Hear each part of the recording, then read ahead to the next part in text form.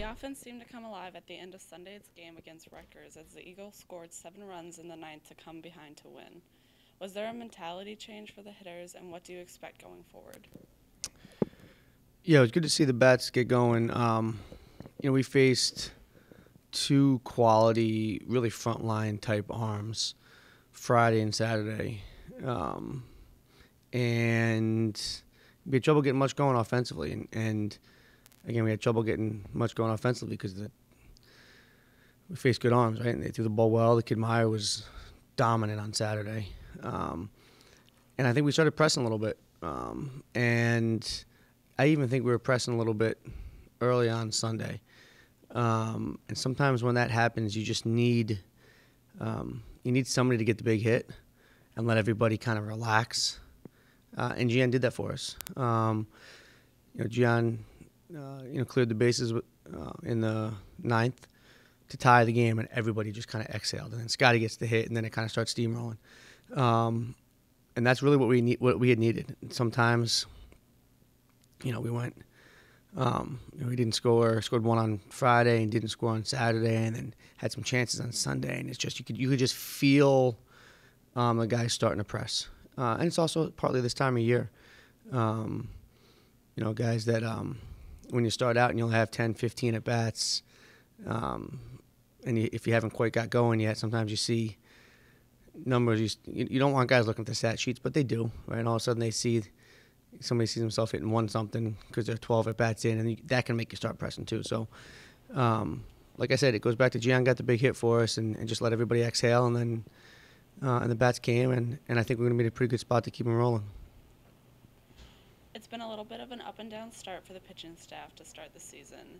They've had some really good outings and some troublesome ones. What is the staff working on to become more consistent? Yeah, I think that was a big thing. It was a big focus going in from last year to this year. Is we have 3 weekend starters who can completely shut down and dominate a lineup. They got to be more consistent, and Trez is doing a great job with them, and they're getting there. I think one of the awesome things about this weekend was, Mets gave up 2 in the first and 1 in the second, and honestly, if we'd caught a break here or there, that could have been 1 run, and then settled in. To give us 5 more really good innings against a really, really good Indiana team. That team's, Minnesota and Indiana are both really quality tournament teams. They're going to make some noise in the postseason. That was an important outing for us because it also, even though we didn't get the W on Saturday, it allowed us to keep the bullpen intact and allowed us to win a game on Sunday because we had, all of our arms basically available. So, I know these guys will settle in. It's early in the year. We talk about consistency, but it's 2 starts for those 3 guys, and all of them have sort of had one very good one and one just okay one. But I think you're going to look up in 10, 12 weeks, and we're going to be talking about how consistent this starting pitching has been. We're not there yet after 2 weeks, but we don't need to be there after 2 weeks.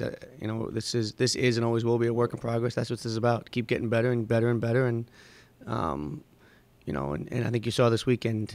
We talked about Indiana and Minnesota being really good tournament teams. I think right now this team is not quite a tournament team, but I believe it will be, and I believe it can be. And we don't have to be right now, right? We just have to start putting this resume together, and we will be at the end of the year, I believe. The Eagles face Niagara, Bryant, and Army this weekend at the USA Baseball Complex. What can we expect from this upcoming weekend? Yeah, I want to see 3 quality teams. Niagara is a very good Northeast team. We know, Bryant has had some success in recent years, and we know, with the staff they have at West Point, that's going to be a really good, really well coached team. So I think we're going to see good baseball at a nice complex, nice baseball complex to play at the USA complex, and we're going to see 3 quality opponents and good baseball. On this 8-game road trip, you will face 3 former assistant coaches, Scott Friedholm at UNC Asheville and Jim Forrester and John Murphy at Army. What do you think it will be like battling your former coaches, and what can you say about how they've handled their new programs? Yeah, we're really excited about it. Jimmy Foster is, I've always said this, he's one of the best baseball minds you'll ever be around. John Murphy, I thought that was a great hire. We didn't want to lose him, but when Coach Foster called about Murph, I thought it was a no-brainer. He is I think he's a superstar young coach. And Coach Friedholm, was a huge part of building this program here, and then went to Asheville and a program that needed a bit of a rebuild, and is doing a great job there. So, we're really excited. It's kind of part of how the whole trip came together, was the idea of